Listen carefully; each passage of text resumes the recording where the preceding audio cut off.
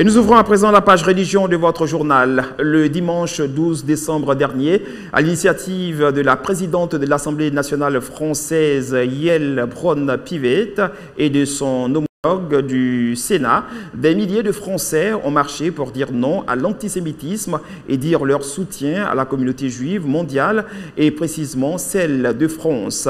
Une actualité majeure dans un contexte de crise dominante dans le Proche-Orient entre Israël et le Hamas. Pour en parler, nous avons en ligne de France, dans le cadre de notre rubrique L'invité du vendredi, M. Clément Dietrich. Il est le directeur général du Conseil national évangélique de France, le CNEF.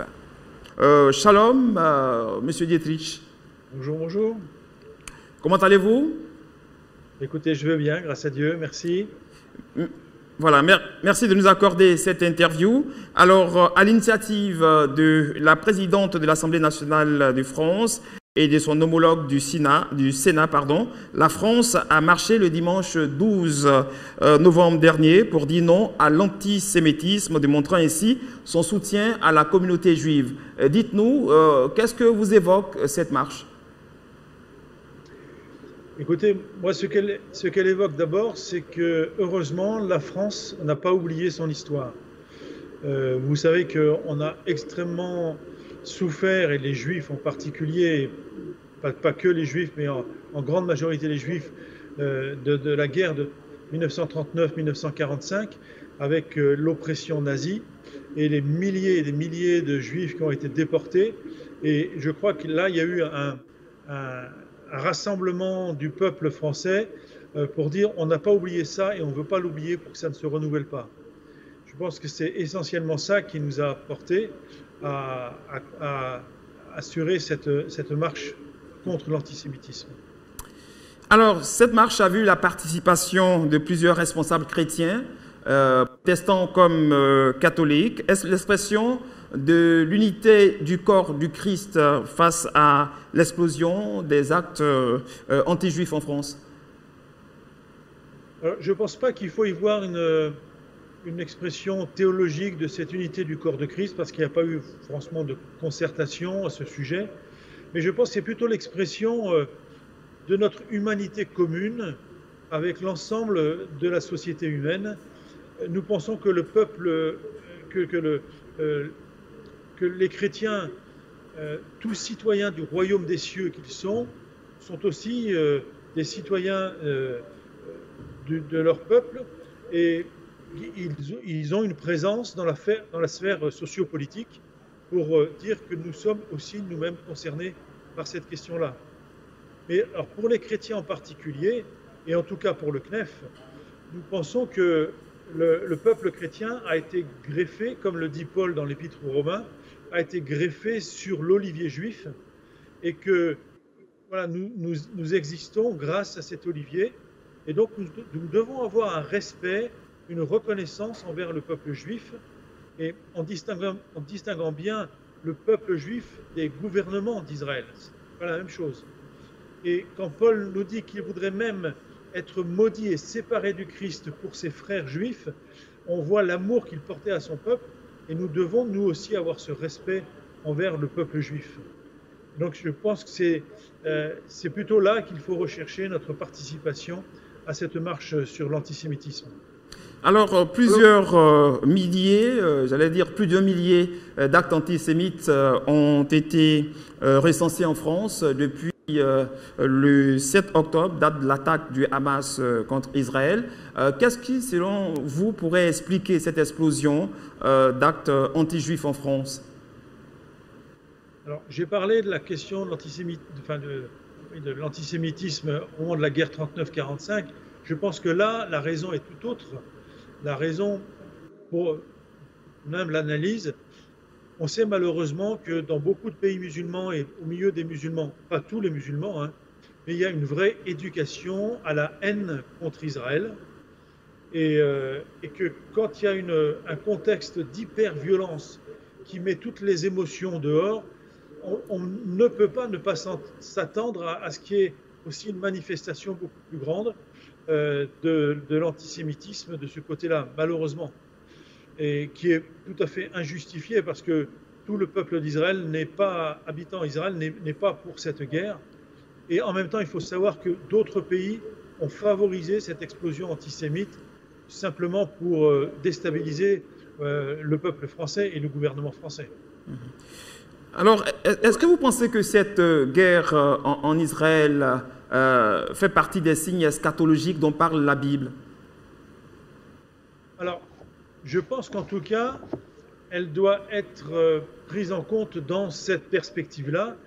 Dire que c'est le moment où les choses se mettent en place de manière précise, je pense que personne ne peut le dire. Il y a eu déjà des guerres entre Israël et les pays arabes, et beaucoup de chrétiens pensaient que c'était le moment venu il y a 50 ans.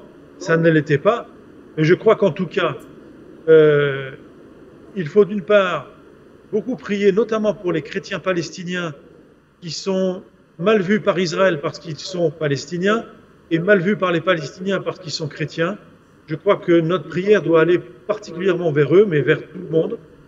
Mais je pense aussi que ça nous oblige à aller vers ces textes bibliques en nous disant, mais qu'est-ce que dit en fait, qu'est-ce qui revient dans l'Apocalypse? Je pense que dans l'Apocalypse, on n'est pas amené à tout comprendre, et en tout cas à appliquer tous les textes bibliques en disant ça c'est ça, et cet événement correspond à ça. Mais l'Apocalypse nous appelle à une vraie persévérance. Vous savez, dans le chapitre 13 de l'Apocalypse, il nous est dit à un moment une phrase un peu particulière. C'est ici que sont nécessaires la persévérance et la foi des saints. Et je crois qu'il faut vraiment entendre ça en ce moment. Sommes-nous prêts à persévérer si jamais c'est le début des événements apocalyptiques, à persévérer dans la foi au Christ? Et nous devons, nous, en tant que responsables d'Église, avertir nos églises en disant, voilà, soyons prêts à persévérer, enracinons-nous dans le Christ pour être forts avec lui, si jamais ce sont effectivement les débuts d'une grave crise. Monsieur Clément Diedrich, vous avez abordé tout à l'heure une question importante, parlant de la situation des chrétiens palestiniens. Aujourd'hui, que fait l'Église, que devrait faire l'Église face à cette situation très critique dans laquelle se trouvent les chrétiens palestiniens? Je pense que la chose extraordinaire que nous avons en privilège, nous les chrétiens, c'est de pouvoir prier notre Dieu et de savoir qu'il entend. Et que voilà, le minimum, c'est de prier pour nos frères, nos sœurs qui sont dans ce pays, pour nos frères et nos sœurs aussi chrétiens en Israël. Et voilà, la prière est absolument notre appel précis et puissant. Ensuite, il y a l'action que nous pouvons faire, mais bien évidemment, dans la situation actuelle, il est compliqué d'agir concrètement. On sait très bien quels sont les ennuis actuels, même pour les ONG en place là-bas. Pour l'instant, il y a peu de choses à faire, mais on peut aussi contacter, pour ceux qui ont des liens avec les frères et sœurs palestiniens ou israéliens, les contacter pour les encourager. Dernière question, avant d'avoir votre mot de fin. Vous êtes le directeur général du Conseil national évangélique de France. Quelle est l'actualité de ce conseil? L'actualité, je vais dire centrale, c'est que nous voulons faire une déclaration au mois de décembre qui unisse l'ensemble des églises de France, l'ensemble des membres du CNEF, pour une démarche, un élan, ce qu'on appelle un élan missionnel, pour nous encourager les uns les autres à être vraiment partout où nous sommes, que ce soit dans le domaine professionnel, dans le domaine des écoles, dans le domaine des arts, dans le domaine de la culture, tous en disant nous sommes là où nous sommes, dans notre sphère d'influence, des témoins du Christ, et nous encourager à tous l'être et ne pas attendre que ce soit les pasteurs ou les évangélistes entre guillemets professionnels qui le fassent, mais bien évidemment que tous les membres du corps soient intégrés pour annoncer l'évangile en France, en dehors de la France, pour accueillir ceux qui viennent en France, pour nous aider à annoncer l'évangile, qui est vraiment une cohésion d'ensemble. Ce serait une première fois qu'en France, les évangéliques, entre toutes les églises, se mettent ensemble aussi à prier pour ça.